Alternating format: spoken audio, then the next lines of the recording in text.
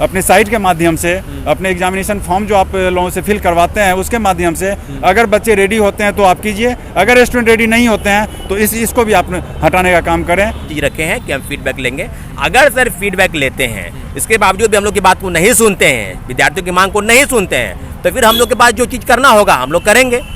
BPSC chairman से बातचीत हुई, कई एस्पिरेंट हैं और अभी अंदर गए थे बीपीएससी कार्यालय में, और जो बातचीत हुई है उस बातचीत को लेकर के हम विशेष रूप से चर्चा करेंगे। इन्हीं बीपीएससी के जो अभ्यर्थी हैं उनसे ही जानेंगे कि जो पैटर्न चेंज करने की बात चल रही है उस पैटर्न में कितना सही है, सुधार करने की बात भी चल रही है, क्या सुधार करने की बात को लेकर के क्या इस पर में सकारात्मक बातें हुई है, इसको लेकर हम बात करेंगे। क्या लगता है कि सकारात्मक जो बात होनी चाहिए सुधार को लेकर के, क्या कुछ बातें हुई? देखिए, अध्यक्ष महोदय से हर बिंदुवार चर्चा किए हैं। जैसे निगेटिव मार्किंग को लेकर था कि निगेटिव मार्किंग लागू कर रहे हैं, तो ठीक है, ये स्वागत योग है। सारे क्वेश्चन पे अगर निगेटिव मार्किंग लागू होती है तो कोई दिक्कत नहीं है। बहुत सारे एग्जाम में निगेटिव मार्किंग पहले से चल रही है। लेकिन स्टार प्रश्न वाला जो मैटर था कि हल्के कठिन क्वेश्चन और हल्के क्वेश्चन, तो मैंने उन्हें दमदार तरीके से कहा कि सर, यह डिसाइड कौन करेगा कि कौन हल्का है कौन भारी है। सबसे बड़ी बात यह है कि जो क्वेश्चन मैं जान रहा वो मेरे लिए हल्का है, जो मैं नहीं जान रहा वो मेरे लिए भारी है। इसीलिए इस स्टार वाले सिस्टम को हटा दिया जाए। उन्होंने भी सहमति प्रदान की है कि ठीक है, हम तो एक सोच रहे थे, लेकिन अगर आप लोग ऐसा सोच रहे हैं तो हम फीडबैक लेकर इसको हटा देंगे।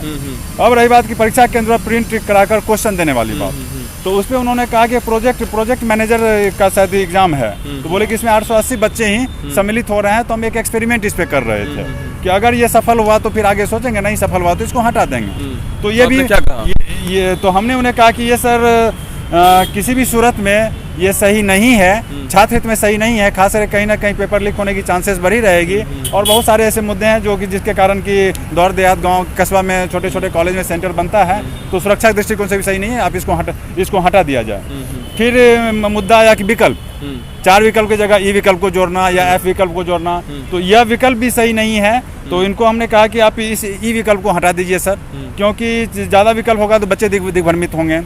ये नए एक्सपेरिमेंट के बतौर जो आप ई विकल्प को जोड़ रहे हैं, तो इसके लिए भी आप फीडबैक ले लीजिए अपने साइट के माध्यम से, अपने एग्जामिनेशन फॉर्म जो आप लोगों से फिल करवाते हैं उसके माध्यम से। अगर बच्चे रेडी होते हैं तो आप कीजिए, अगर स्टूडेंट रेडी नहीं होते हैं तो इसको भी आप हटाने का काम करें। और छात्र हित में, स्टूडेंट हित में जो कार्य हो वो करें। बच्चे तैयारी करेंगे कि रोड पर आकर बार बार आपके लिए आंदोलन करेंगे, जो सही नहीं है। ओके, क्या फाइनली जो बात करने के बाद कुछ लगा सकारात्मक? हाँ, सर से बातचीत हुई, ऐसा लगा कि सर हम लोग जो मांग हम लोग रखे कि आप ई विकल्प जो है उसको हटाया जाए। नेगेटिव मार्किंग लाए हैं उसका हम स्वागत करते हैं, लेकिन ये ई विकल्प जो है उसको आप हटाया जाए। सर बोले कि ई विकल्प हम हटाएंगे या क्या करेंगे, हम लोगों से फीडबैक लेंगे, स्टूडेंट जो लेंगे उसके साथ फीडबैक लेंगे। हम लोग की मांग जो है स्टार क्वेश्चन, जो स्टार है उसको आप हटाइए। जो स्टार प्रश्न दे रहे हैं 50 प्रश्न ऐसे होंगे जो स्टार रहेंगे, कहने का मतलब कि उसके लिए 2 मार्क्स निर्धारित आप किए हैं, उसको आप हटाइए। आप एक किसी भी लाइए ना क्वेश्चन, आप हार्ड क्वेश्चन लाइए 150 प्रश्न, उसमें कहाँ कोई दिक्कत है, दिक्कत इसके लिए नहीं है। तो आप अलग से 50 क्वेश्चन वो स्टार मार्क रहेगा, 100 क्वेश्चन रहेंगे अलग, तो लगातार उसके बावजूद भी निगेटिव मार्किंग भी है, उस पर ई ऑप्शन भी है।